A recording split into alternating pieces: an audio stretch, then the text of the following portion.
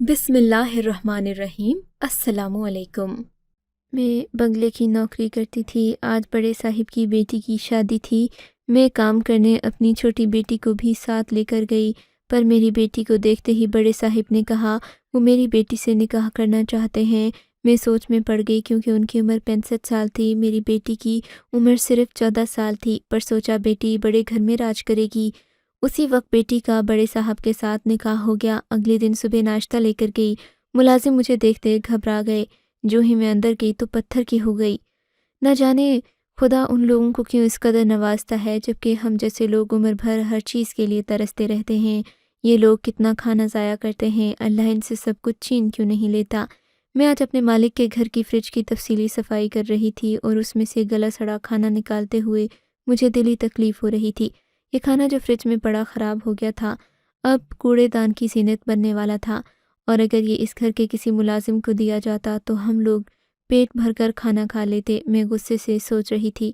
मुझे अपने मालकान से शदीद नफ़रत थी। न जाने नफ़रत ज़्यादा थी या फिर उनसे हसद ज़्यादा था। मैं अक्सर ही सोचा करती कि आखिर इन लोगों में ऐसा क्या ख़ास है जो अल्लाह ने इन्हें इतना नवाज रखा है।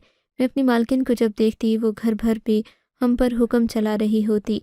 मैं अपने तस्वर में उसे मुलाजिमा बना लिया करती और उससे सारे घर के काम करवाया करती। मेरे दिल में अक्सर ये ख्वाहिश उठती कि काश मेरी शादी नवाज जैसे निकम्मे इंसान के साथ ना हुई होती। मेरी शादी मालिक से हुई होती तो आज मैं और मेरी बेटियां भी इस घर की मालकिनें होती। मैं अभी काम से फारिग नहीं हुई थी कि मेरी मालकिन दनाती हुई किचन में दाखिल हुई। वो कहने लगी तुम सब जल्दी से अपना अपना काम ख़त्म करो, मेरे पास आओ। आज हमारे घर ख़ास मेहमान आने वाले हैं, इसलिए कुछ ख़ास इंतज़ामात करना है। वो इतना कहकर चली गई थी, जबकि मेरी साथी मुलाजमाएँ बड़ी मुस्तैदी से हाथ चलाने लगीं। वो ये सब क्यों कर रही थीं? महज मालकिन को खुश करने के लिए। मैं जब ये सब देखती तो मुझे मज़ीद गुस्सा आने लगता। खैर आज का सारा दिन बहुत ज़्यादा मसरूफ़ रहा था। 20 यूँ तो डिशेस बनाई गईं। मैं ये सोच सोच कर हलकान हो रही थी कि आखिर आज न जाने हमारे घर कितने मेहमान आने वाले हैं। असल झटका तो मुझे तब लगा जब मालकिन के सिर्फ 3 मेहमान आए।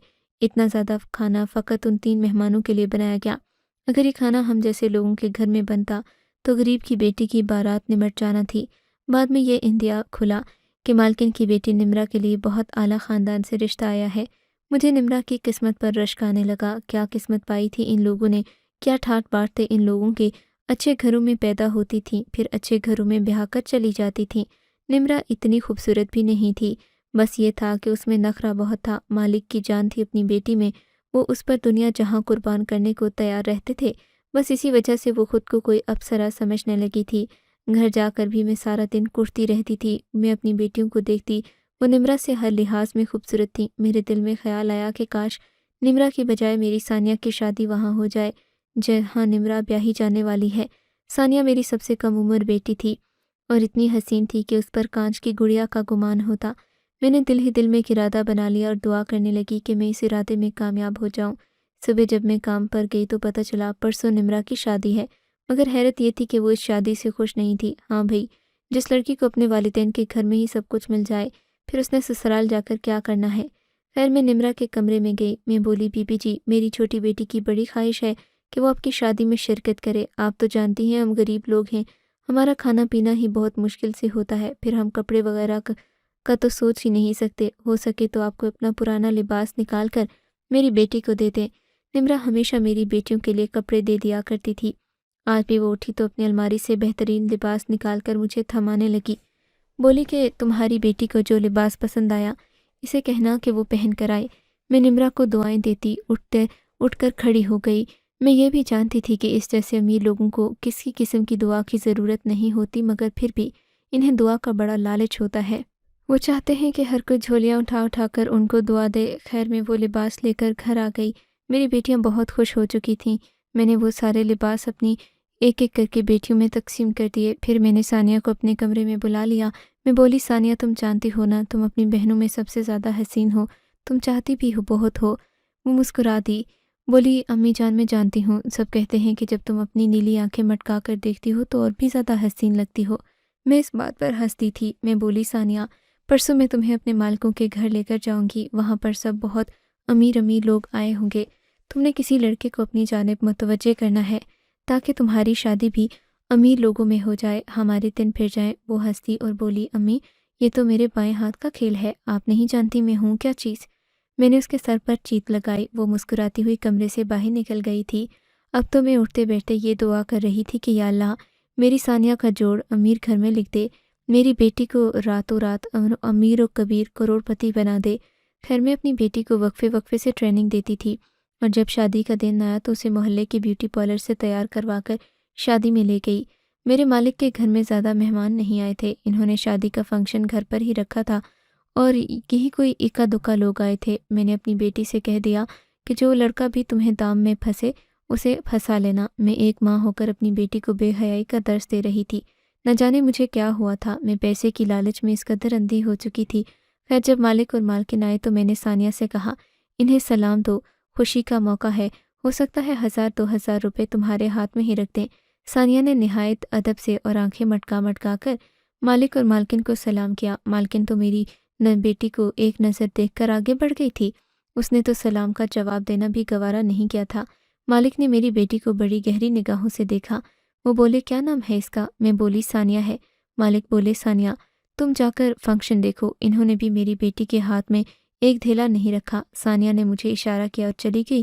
میں بھی آگے بڑھنے لگی تو مالک بولے میری بات سنو۔ میں ان کی جانب دیکھنے لگی۔ وہ بولے کہ کیا عمر ہے تمہاری بیٹی کی؟ میں نے انہیں ثانیہ کی عمر بتائی تو وہ کچھ پریشان سے نظر آنے لگے۔ بولے او ہو بہت کم عمر ہے تمہاری بیٹی تو، ابھی تو اس کی شادی کی بھی عمر نہیں۔ شادی کی بات سن کر میرے کان کھڑے ہو گئے۔ میں بولی کیوں کیا ہوا مالک؟ اس کا تو ابھی کوئی رشتہ نہیں آیا تو شادی کہاں سے ہوگی؟ مالک زیر لب مسکرانے لگے۔ انہوں نے دل پر ہاتھ رکھ کر کہا تمہاری بیٹی ثانیہ میرے دل پر لگی ہے، میں اس سے شادی کرنا چاہتا ہوں۔ بولو اپنی بیٹی کا ہاتھ دو گی میرے ہاتھ میں؟ میں ایک دم ہکا بکا رہ گئی۔ میں بولی مالک آپ تو عمر میں اس سے بہت بڑے ہیں۔ وہ مسکرا کر کہنے لگے کہ ہاں عمر میں بہت بڑا ہوں، تم جانتی ہو کیا میں اپنی آدھی جائیداد تمہاری بیٹی کے نام لکھنے کو تیار ہوں۔ یہ سن کر میری آنکھیں چمک اٹھی تھیں۔ میں بولی صاحب جی جیسا کہیں گے آپ ویسا ہی ہوگا، اگر آپ کہیں تو میں آج ہی اپنی بیٹی کا نکاح آپ سے پڑھوا دوں گی۔ مالک مسکرانے لگا۔ وہ بولا ہاں تمہارا خیال تو بہت اچھا ہے، جاؤ اپنی بیٹی کو تیار کرو۔ میں بولی مالک آج تو آپ کی بیٹی کی شادی ہے، مالکن کو علم ہو گیا تو وہ ہنگامہ کھڑا کر دے گی۔ میری بات سن کر مالک کا قہقہہ بلند ہوا۔ کہنے لگے میری بیوی میرے فیصلوں پر اف تک نہیں کرتی۔ میں نے سر ہلا دیا اور آگے بڑھ گئی۔ مجھے ان امیر لوگوں کی سمجھ نہیں آتی تھی، حالانکہ ساری زندگی بیت گئی ان کے جھوٹے برتن دھوتے دھوتے۔ نہ جانے وہ ہنسنے والی بات پر کیوں نہیں ہنستے اور بلا وجہ کیوں ہنستے چلے جاتے ہیں۔ خیر میں جلدی سے ثانیہ کے پاس گئی اور بولی ادھر آ کر میری بات سنو۔ اس نے آنکھوں ہی آنکھوں میں مجھے اشارہ کیا اور میرے ساتھ چل پڑی۔ میں اسے ایک کونے میں لے گئی اور بولی ہم یہاں جس مقصد کے لیے آئے تھے وہ پورا ہو گیا۔ میری بیٹی کی آنکھیں کھلی کی کھلی رہ گئیں۔ کہنے لگی امی میرے سر پر ہاتھ رکھ کر قسم کھا تو سچ کہہ رہی ہے؟ میں بولی ایک دم سچ کہہ رہی ہوں۔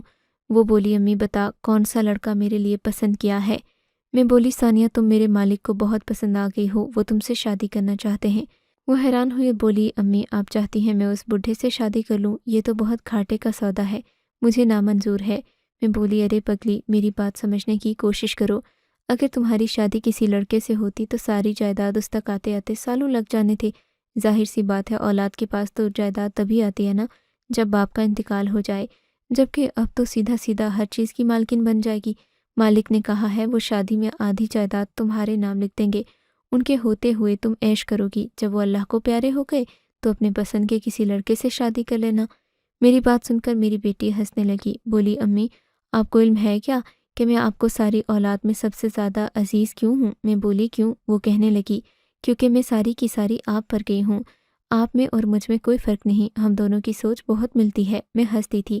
میری بیٹی اس شادی کے لیے رضامند ہو گئی۔ میں بولی بیٹی امیر ہو کر ہمیں بھول مت جانا، ہمارا حصہ بھی رکھنا۔ وہ کہنے لگی امی آپ اس بات کی ہرگز فکر مت کریں، شادی کے دوسرے ہی دن آپ کو اور آپ کی بہنوں کو اس کوٹھی میں نہ بلواؤں تو میرا نام بدل دینا، آپ نے بس گھر جا کر اپنی پیکنگ شروع کر دینی ہے۔ ہم دونوں ماں بیٹی نے صلاح مشورہ کر لیا۔ میں نے اپنی رضامندی مالک تک پہنچا دی۔ پھر انہوں نے جھٹ پٹ میں مولوی صاحب کو بلایا۔ نکاح کے وقت مالک نے مجھے مہمانوں کے لیے مشروب لینے بھیج دیا۔ میں اپنی بے عزتی محسوس کر رہی تھی، اب تو میں مالک کی بیوی کی ماں تھی، وہ مجھے کام کا کیوں کہہ رہے تھے۔ خیر میں مشروب لے کر آئی تو نکاح کے معاملات نمٹ چکے تھے۔ مالک بولے اب تم اپنے گھر جاؤ، تمہاری بیٹی رخصت ہو کر میرے گھر آ گئی ہے، تمہارا کام اب ختم ہو گیا۔ میں مسکرا کر بولی آپ کا جو حکم۔ میں وہاں سے نکل آئی۔ جبکہ میرے لبوں پر طنزیہ مسکراہٹ پھیل چکی تھی۔ مالک نے کہا، سمجھ کیا رکھا ہے کہ بیٹی کی رخصتی کے بعد میرا کام ختم ہو گیا؟ میرا کام تو ابھی شروع ہوا تھا۔ ابھی تو میں نے مالک کی پہلی بیوی کو طلاق بھی دلوانی تھی۔ خیر میں گھر واپس لوٹی تو شام ہو چکی تھی۔ میرا شوہر بھی کام سے آ چکا تھا۔ وہ میری جانب دیکھ کر بولا، ثانیہ کہاں ہے؟ اب مجھے اپنی خوشی کے اظہار کا موقع ملا۔ میں تالی بجا کر بولی، میں ثانیہ کو اپنی مالکن بنا آئی ہوں۔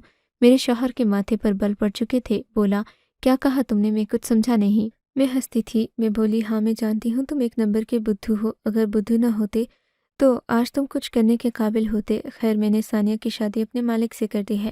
مالک نے وعدہ کیا ہے کہ وہ اپنی آدھی جائیداد ثانیہ کے نام کر دیں گے۔ اور ہاں، ثانیہ نے تم سب کے لیے یہ پیغام دیا ہے کہ اپنے اپنے کپڑے پیک کر لو۔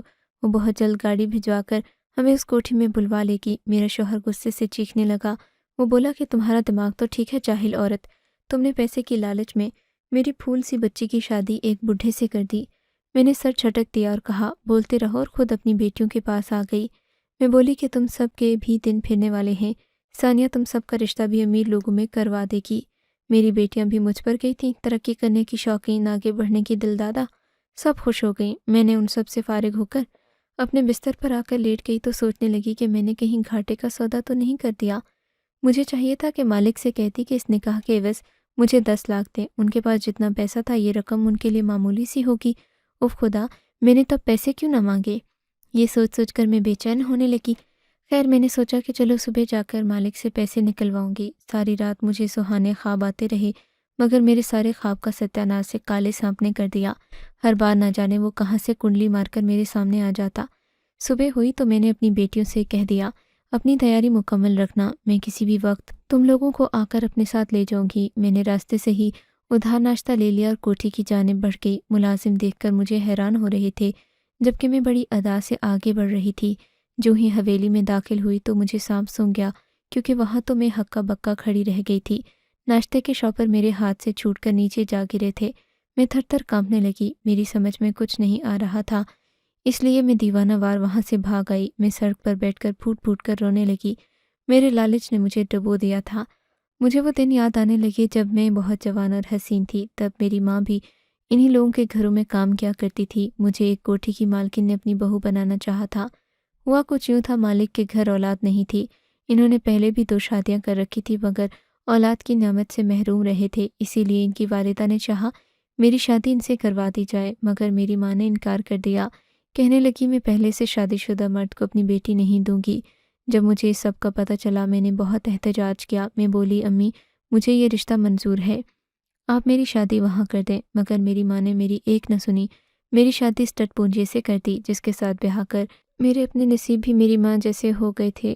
مجھے بھی لوگوں کے گھروں میں کام کرنا پڑ رہا تھا۔ خیر میں نے اپنی اولاد کے لیے بہت بہترین سوچا، مگر ہوا وہ جو نہیں ہونا چاہیے تھا۔ میرے اندر غصہ بڑھنے لگا، اس لیے میں ایک بار پھر سے حویلی چلی گئی۔ اس بار مجھے مالک بھی مل گئے۔ میں نے غصے میں ان کا گریبان پکڑ لیا۔ وہ بولے، کیا بات ہے؟ تم اپنے حواس میں تو ہو نا، جانتی ہو کیا کر رہی ہو؟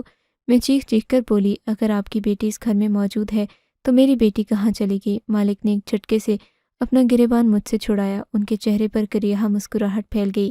بولے، چلو میں تمہیں کہانی سناتا ہوں۔ دراصل ہوا کچھ یوں کہ اس دنیا میں میری فقط ایک ہی بیٹی ہے، نمرا۔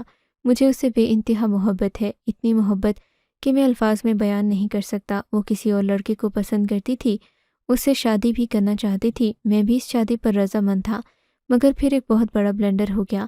میں نے پچھلے 10 سال میں جتنا بھی مال غیر قانونی طریقے سے جمع کیا تھا وہ قانون کی نظروں میں آ گیا۔ میں چاہتا تھا قانون اپنی آنکھیں بند کر لے، اس لیے مجھے اپنی اکلوتی بیٹی کی قربانی دینا پڑی تھی۔ میں نے بہت بڑے بزنس مین سے اپنی بیٹی کی شادی کرنے کی ٹھان لی۔ بزنس مین مجھ سے بھی 10 سال بڑا تھا، مگر کیا کرتا، اپنی محنت کی کمائی یوں برباد ہوتے دیکھ تو نہ سکتا تھا، اس لیے میں نے اپنی بیٹی کا سودا کر دیا۔ وہ شادی طے پا گئی۔ شادی کے دن میری بیٹی میرے گلے لگ کر پھوٹ پھوٹ کر روتی رہی۔ وہ بولی، ڈیڈ آپ میرے ساتھ اتنا بڑا ظلم نہ کریں، آپ اگر اپنی بات سے باز نہ آئے تو میں اپنے سسرال جاتے ہی خود کو ختم کر لوں گی۔ اب میں بہت بڑی مصیبت میں پھنس چکا تھا۔ اب میں اس شادی سے کیسے بچ سکتا تھا؟ میرے پاس اور کوئی راستہ تو تھا نہیں۔ اس دن تم اپنی بیٹی کو لے کر ہمارے گھر آ گئی۔ میں نے تمہاری بیٹی کا ہاتھ مانگا تو تم عمر کے فرق کو بھول کر پیسے کے لیے راضی ہو گئی۔ میں نے تمہاری بیٹی کی شادی وہاں کر دی جہاں اپنی بیٹی کی کرانے والا تھا۔ میں تمہیں ٹھکانہ تو نہیں بتا سکتا، ہاں مگر وہ تمہیں پیسہ ضرور دے سکتا ہوں جس نے تمہیں اس کام کے لیے مجبور کیا۔ انہوں نے میرے سامنے 30 لاکھ روپے کا چیک کاٹ کر مجھے تھما دیا، بولے یہ تمہاری بیٹی کی قیمت ہے۔ میں نے لرزتے ہاتھوں سے وہ چیک تھام لیا۔ میں ان بڑے لوگوں کے ساتھ نہیں لڑ سکتی تھی، مقابلہ نہیں کر سکتی تھی، کیونکہ میں مجبور تھی۔ میں وہ پیسے لے کر گھر آ گئی۔ میری بیٹیاں کہنے لگیں امی یہ پیسے کہاں سے آئے؟ میں بولی یہ تم لوگوں کے لیے ثانیہ نے بھیجے ہیں۔ میرا شوہر بولا سچ سچ بتاؤ ہوا کیا ہے؟ میں نے اسے ساری بات بتا دی۔ اس نے اپنا ماتھا پیٹ لیا، بولا تم نے میری بیٹی کے ساتھ بہت بڑا ظلم کیا، نہ جانے وہ کہاں کہاں خوار ہوتی پھرے گی۔ میرا شوہر بولا تمہارے مالک نے جس شخص کے ساتھ بزنس ڈیل میں تمہاری بیٹی کی شادی کی ہے نا، وہ اپنی کسی بزنس ڈیل کے لیے تمہاری بیٹی کو آگے بیچ دے گا۔ اب اس کی قسمت میں ساری زندگی کی خواری ہے، یہ کسی اور نے نہیں تم نے خود لکھی ہے۔ میں پھوٹ پھوٹ کر رونے لگی۔ میں بولی تمہارے پاس کوئی راستہ ہے کیا؟ ہم اپنی بیٹی کو کیسے واپس لائیں؟ میرا شوہر بھی رو دیا، بولا میری اتنی اوقات نہیں کہ میں ان امیر لوگوں کے ساتھ مقابلہ کروں۔ کاش میں اتنا بے بس نہ ہوتا اور کچھ کرنے کے قابل ہوتا۔ آج اس واقعے کو پورے 2 سال بیت گئے ہیں۔ مالک کے دیے ہوئے 30 لاکھ سے ہماری زندگی بدل گئی۔ میری بیٹیاں ہر قسم کی نعمتوں سے کھیلتی ہیں، مگر مجھے یہ پیسے چبھتے ہیں۔ ایسا لگتا ہے مجھے جیسے یہ ثانیہ کے خون کے عوض ملنے والی رقم ہے۔ مجھے یہ پیسہ برا لگتا ہے۔ آج مجھے سمجھ آتا ہے میری ماں نے میری شادی ایک امیر آدمی سے کرنے کے بجائے ایک غریب آدمی سے کیوں کرتی تھی، کیونکہ وہ مجھے عزت کی زندگی تو دے رہا تھا۔ میں اپنی باقی بیٹیوں کی شادیاں اپنے جیسے لوگوں میں کرنے کا سوچ رہی ہوں۔ کاش میں ثانیہ کی قربانی دینے سے پہلے بھی سنبھل جاتی۔